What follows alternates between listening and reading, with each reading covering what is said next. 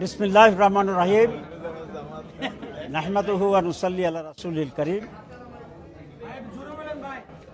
সম্মানিত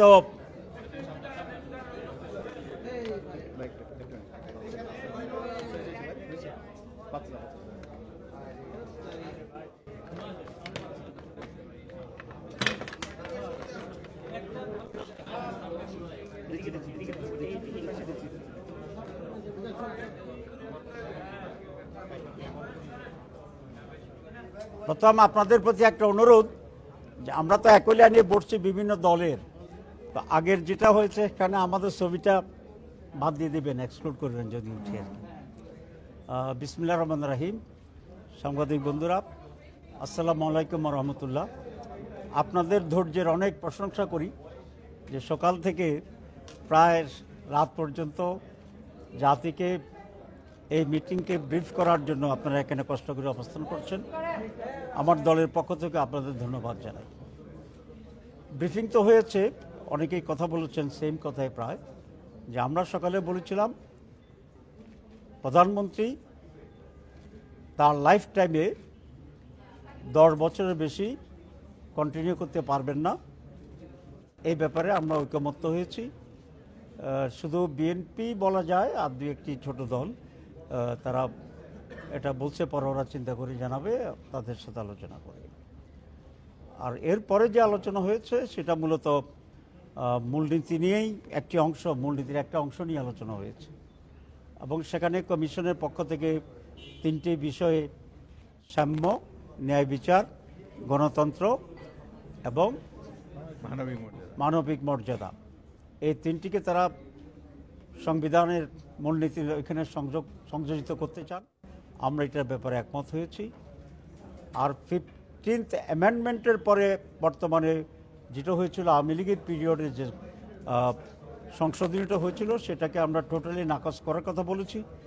এবং 5th amendment যেটা শহীদ প্রেসিডেন্ট জিয়াউর রহমানের সময় হয়েছিল অ্যামেন্ডেড, যেখানে বিসমিল্লাহির রহমানির রহিম ছিল, আল্লাহর উপরে বিশ্বাস এবং পূর্ণ আস্থা এগুলা ছিল, সেইটার সাথে এই নতুন 4টি পয়েন্ট এখানে যোগ করার ব্যাপারে, প্রতিস্থাপন করার ব্যাপারে আমরা একমত হয়েছি।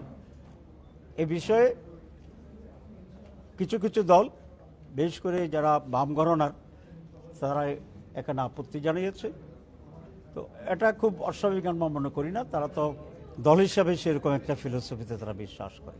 কিন্তু আমরা মনে করি বাংলাদেশে মেজর রাজনৈতিক দল যেগুলো আছে, বিএনপি আছে, জামাত ইসলামী, এনসিপি, ইসলামী ঐক্য আন্দোলন সহ অন্যান্য সব ইসলামিক দল এবং আরও অনেকগুলো দল, এটার সাথে আমরা একমত হয়েছি যে সেখানে আল্লাহর উপর বিশ্বাস এটাকে সংযোগ করতে হবে।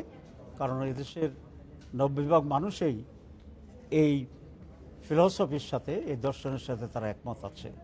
তো এটা ডিসাইডেড হয়নি, কিন্তু মেজরিটি আমরা এটাকে রিপ্রেজেন্ট করি এবং সেটার ওপিনিয়ন আমরা খুব স্ট্রংলি আমরা।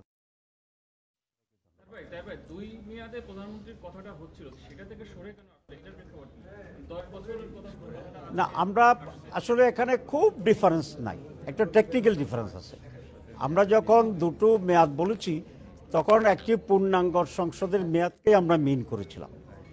এখন বারের সাথে এটা একটা পার্থক্য হবে, যদি মাঝখানে পার্লামেন্ট ভেঙে যায়, তো পার্লামেন্ট ভেঙে গেলে তো তখন আবার বারটা বেশি হয়ে যায়।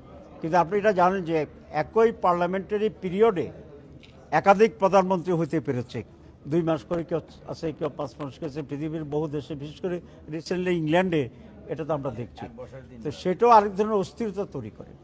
তো যখনই আমরা মেয়াদ বলেছিলাম, প্রায় সকলের সাথে বিরতি হয়েছিল 15 বছর মত 15 মিনিট আমরা এটা আলোচনা করেছি। যখন এ নিয়ে বিতর্ক হচ্ছিল তখন আমি প্রস্তাব করেছিলাম যে এটা 10 বছর হোক, তাহলে আর মেয়াদ বারের যে ব্যাখ্যার যে পার্থক্যটা এটা যেন না থাকে। আসলে আমাদের মূল উদ্দেশ্য দুইটা, কিন্তু একটা হচ্ছে পাওয়ারকে লিমিট করা, টাইমকে লিমিট করা, যাতে ফ্র্যাঙ্কেনস্টাইন না হয়ে যায় কেউ, আর হচ্ছে দেশের স্থিতিশীলতাকে নিশ্চিত করা। তো আমরা যদি এখন এই দুই মেয়াদ নিয়ে এই নিয়ে ব্যাখ্যার ডিফারেন্স করি, তাহলে এক ধরনের অস্থিরতা সবসময় থাকবে, কন্টিনিউ করবে। সে কারণে for the betterment and the stability of the country and the parliament, at the same time to limit the authoritarian authority of the prime minister. তো এই দুটাকে সামনে রেখেই আমরা এখানে একটা বিষয়ে আমরা একমত হয়েছি। বলেন যে এই গত 4-5 দিন যাবত যেই সংলাপ হচ্ছে তাতে খুব বেশি সবাই একমত হচ্ছেন না, মানুষের প্রত্যাশা পূরণ হচ্ছে না। তো ওনার আপিল হচ্ছে রাজনৈতিক দলগুলো ছাড় দিয়ে একটা ন্যূনতম ঐক্যমত করুক। এখন এই ছাড়টা দিবে কি?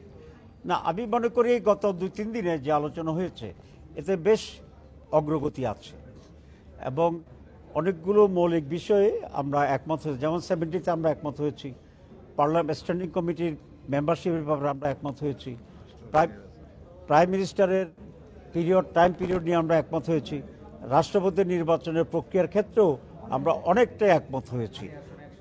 নারী আসনের এবং 2টা কক্ষের ব্যাপারে সেখানেও আমরা অনেকটা একমত হয়েছি। কিছু কন্ডিশন আছে, সেগুলো আমরা পুনঃ আলোচনা করতে পারবো। So we are coming closer to A unity and consensus position with some differences. আমরা আশা করি এখান থেকে আমরা আস্তে আস্তে আমরা আগাতে পারবো ইনশাল্লাহ। So achievement not frustrating, I am very hopeful and encouraging. Thank you very much.